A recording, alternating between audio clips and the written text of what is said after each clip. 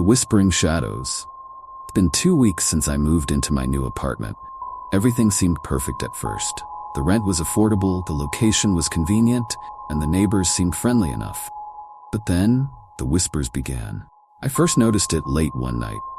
I was lying in bed, half asleep, when I heard faint murmurs. It sounded like a conversation, but the words were indistinguishable. I brushed it off as my imagination and went back to sleep. The next night, the whispers returned, louder this time. I could hear them coming from the walls, as if someone was talking on the other side. I pressed my ear against the wall, but I still couldn't make out the words. Felt like they were speaking directly into my mind, filling my head with a sense of dread. I tried to ignore it. The whispers grew more persistent. They followed me from room to room, always just out of reach.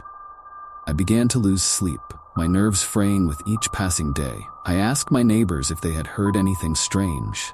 They all gave me puzzled looks. No one else seemed to be experiencing it. One night, the whispers grew unbearably loud. I couldn't take it anymore. I grabbed a flashlight and decided to investigate. Following the sound, I ended up in the basement of the building, a place I had never been before. The air was thick with dust, and the shadows seemed to move on their own. I saw a door at the end of the hallway, slightly ajar. The whispers were coming from inside. With trembling hands, I pushed the door open and shone my flashlight inside. The room was empty, except for an old mirror propped against the wall. As I approached, the whispers grew louder, more urgent. I looked into the mirror and saw my reflection staring back at me. But something was wrong. My reflection's eyes were hollow, and a twisted smile spread across its face. It began to whisper, its voice merging with the chorus of voices I had been hearing for weeks. "Join us," it said. "We've been waiting for you." I stumbled back, dropping the flashlight. The room plunged into darkness, and the whispers enveloped me, filling my mind with a cacophony of voices. I felt a cold hand grip my shoulder, and I screamed, bolting for the door. I don't remember how I got back to my apartment, but I locked myself inside and haven't left since. The whispers haven't stopped. They're louder than ever, and now I can understand them. They're calling me, begging me to return to the basement. I don't know how much longer I can resist. The shadows are closing in, and I fear that if I go back, I might not return. The whispers are so persuasive. If you're watching this, beware the whispering shadows. They're always listening, always waiting. And once they find you, there's no escape. If you enjoyed this story, don't forget to like, subscribe, and hit the notification bell for more chilling tales. Stay safe, and remember, sometimes it's best not to listen too closely to the whispers. Hollow Creek Manor, the final descent. After that night, everything changed. Jack wasn't the same anymore. Neither was I. We pretended like we could move on, as life could return to normal, but the truth was, the manor had its claws in us, and it wasn't letting go. The signs were subtle at first.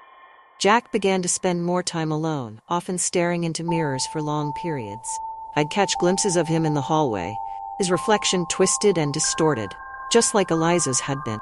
His eyes, once warm and full of life, grew darker, more hollow, as if something inside him was slowly draining away. I tried to reach out to him, to talk about what was happening, but he would brush me off, saying I was imagining things. But I knew.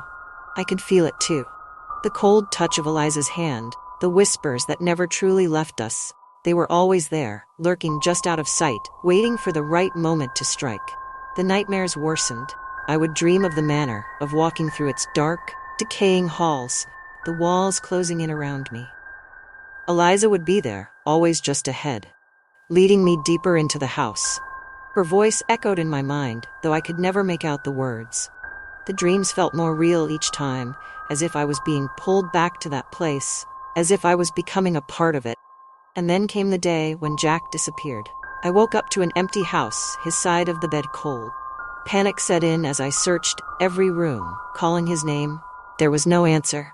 The mirrors were all shattered, pieces of glass littering the floors. It was as if he had vanished into thin air. Desperation drove me back to Hollow Creek Manor.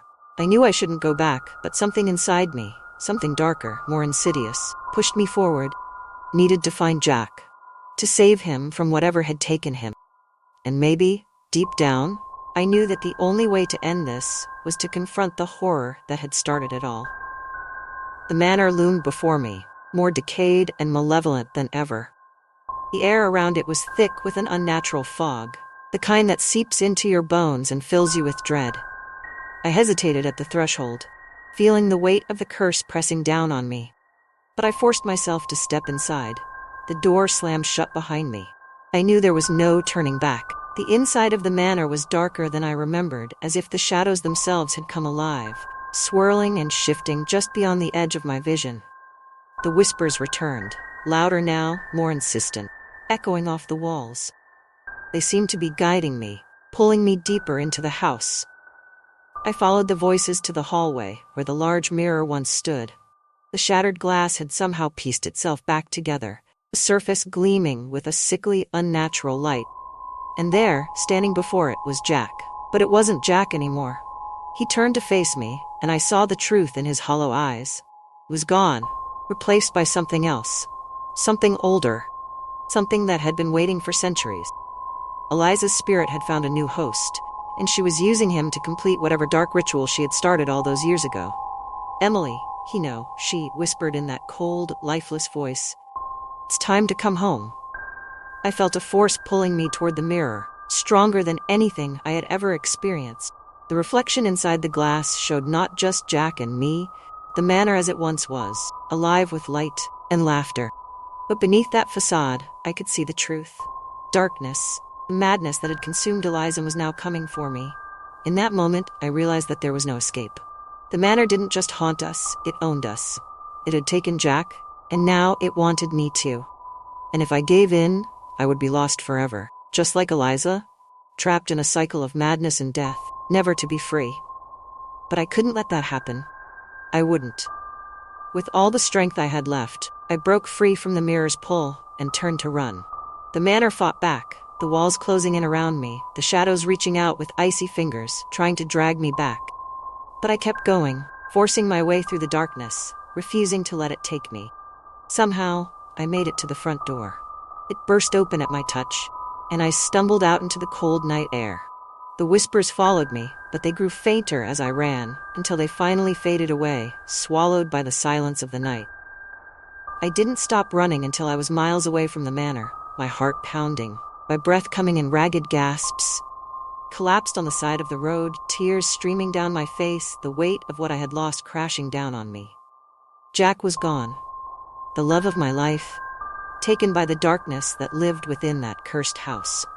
And no matter how far I ran, I knew that a part of me would always be trapped in Hollow Creek Manor. Just like him. I never returned to the manor. Couldn't. But the nightmares continued, and every time I closed my eyes, I was back there, walking through those dark halls, hearing Jack's voice calling to me, begging me to come home.